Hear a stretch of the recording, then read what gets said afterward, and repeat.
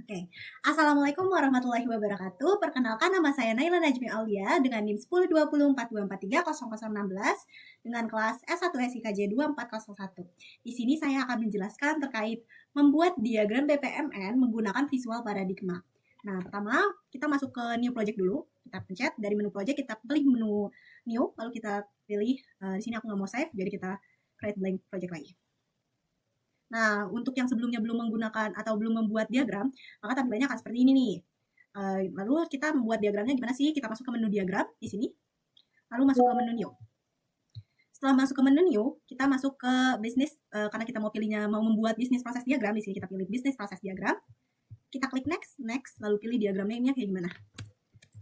Diagram name-nya Nanai 06 BPMN. Oke. Nah, di sini udah kelihatan ya, udah berhasil membuat blank page-nya untuk membuat diagram tersebut. Lalu gimana sih cara menyimpan project-nya? Jadi di sini kita masuk ke menu project lagi. Kita masuk ke menu project, di sini ada yang namanya save. Ada tanda panah ke bawah, kita pilih save as. Nah, di sini nanti masuk save, nanti dia bakal menyimpan. Karena saya tidak mau save, jadi saya pilih cancel. Lanjut, kita mulai membuat pool-nya nih. Pertama, kita pilih horizontal pool yang ada di sisi kiri saya. Sini horizontal pool, kita bikin satu pilih. Karena kita mau membuat dia kayak tulisannya ada di atas, jadi kita pilih black box. Sini kita ganti namanya jadi pelanggan. Oke. Lalu selanjutnya kita mau bikin sebuah pool yang ada dua lane. Kita pilih lagi nih horizontal poolnya, kita bikin. Nah, ini karena kita mau bikin dua lane ya. Jadi sini ada tombol begini, kita add lane. Nah, ini lane 1. Kita pilih lagi, jadi lane 2. Kita tuh mau menganalisis apa sebelumnya? Kita mau menganalisis warung Bahari. Sebentar, saya konfirmasi dulu. Ya, kita mau menganalisis warteg Bahari. Warteg Bahari. Nah, warteg Bahari ini tuh memiliki berapa aktor utama sih? Nah, ada 2 aktor utama, yaitu di sini yang namanya petugas warteg dan juga kasirnya. Nah, lanjut. Oke, udah jadi nih swim lane-nya. Kita mau, ini nggak bisa nih, gimana caranya meng-stretching biar dia bisa diatur secara manual oleh kita. Jadi kita pertama pilih lane-nya, kita klik kanan, lalu di sini ada yang namanya presentation option, kan? Kita pilih auto stretch, kita off. Nah, akhirnya dia bisa diubah jadi kayak lebih kecil atau lebih besar. Sini kita sesuaikan aja kayak gini. Nah, untuk kayak gini, untuk pool-nya, kita pilih nih di warteg Bahari ini, kita klik kanan, kita pilih presentation option, ini auto stretch-nya kita off-in, sama kayak sebelumnya. Nah, udah bisa ya. Oke. Selanjutnya kita mau bikin suatu alurnya nih. Pertama ada start event. Ya kan, kita start event di sini. Nama deskripsinya itu ada pembeli datang. Kita klik 2. Ada pembeli datang. Oke. Selanjutnya habis start itu udah pasti ada aktivitasnya kan. Kita pilih task di sini. Kita bikin kotak. Nah, sini tulisannya itu menanyakan pilihan lauk dan sayur.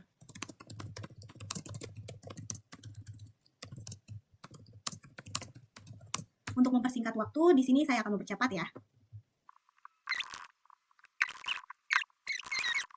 Oke, untuk task utamanya itu di warteg Bahari udah selesai ya, untuk activity-nya. Nah, habis activity utama ini, maksudnya ada untuk activity di warteg Bahari ini, kalau misalnya udah ada start, udah pasti ada end. Kita pilih end event di sini nih. Nah, kita bikin kayak gini. Deskripsinya itu makanan sudah dibayar oleh pembeli. Oke. Nah, terus buat apa nih? Sebentar ya. Nah, terus buat apa nih pelanggan? Tapi kok nggak ada hubungannya nih sama ini. Jadi kita bikin dulu ya. Kita bikin task untuk pelanggan tersebut, aktivitas atau task untuk pelanggan tersebut. Pertama itu di sini nih. Untuk tasknya sendiri berbeda ya antara pelanggan dan warteg Bahari. Karena apa? Karena pelanggan itu tidak termasuk ke dalam poolnya warteg Bahari, jadi berbeda. Nah, di sini kita buat dulu memilih lauk dan sayur. Nah, caranya itu gimana? Kita klik kanan, kita masuk ke style formatting. Style formatting ini kita ganti transparan ini kita ganti jadi klik kanan lagi, style formatting kita masuk ke format, kita masuk ke foreground, sini transparannya ini kita jadiin 100. Oke. Ini karena nggak begitu kelihatan ini. Nah.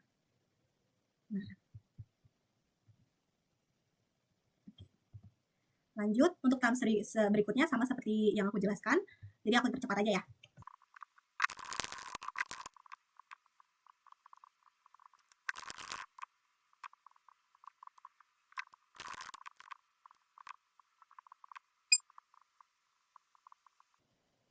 Nah, oke, ini udah selesai ya untuk membuat task yang ada di pelanggan. Lalu kita akan membuat data objek nih, data objeknya. Setelah menyiapkan makanan, apa sih outputnya? Yaitu makanan itu tersendiri kan. Jadi data objeknya adalah makanan. Kita masuk ke menu yang ada di kiri lagi. Kita pilih data objek di sini, kita masukkan hub. Nah, ini kita bisa atur. Data objeknya berarti apa? Makanan. Nah, di situ kita masuk ke hubungan-hubungan nih. Kan nggak mungkin kan kita plan begini aja kan. Gimana cara kita membacanya, bukan? Nah, jadi pertama kita bikin sequence flow-nya nih antara yang alur utamanya nih. Kita bisa dari sini atau bisa dari sequence flow yang ada di sini bisa.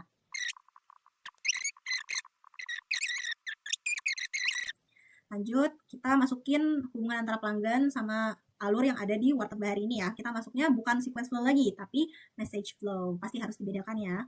Jadi antara bagaimana menentukan kemana panah itu ya. Pertama itu kita harus tentuin dulu siapa dulu yang mau melakukan sesuatu. Si petugas warteg menanyakan pilihan dulu, apa si pelanggan dulu. Pastinya kan si petugas warteg dong menanyakan masa pelanggan dulu kan. Oke, jadi kayak gini dari bawah ke atas.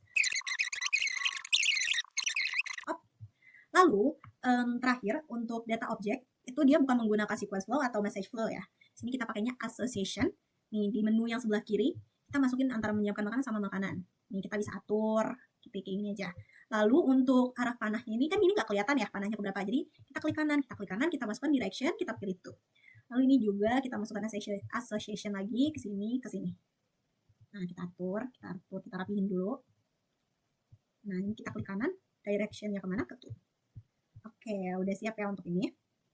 Udah selesai untuk ini. Lanjut kita masuk ke pertanyaan selanjutnya yaitu ngatur ukuran nih, ukuran font pada tulisan notasi aktivitas dan event menjadi ukuran 20 dan diatur set as default for all shape dan apply to whole project. Ya. Kita pertama pilih eventnya, kita pilih klik kanan, kita masuk ke style formatting lagi. Masuk ke format, oke. Lanjut habis dari format, kita masuk ke foreground nih. Masuk ke foreground, di sini kita bisa ganti karena kita disuruhnya 20, oke, kita ganti jadi set as default.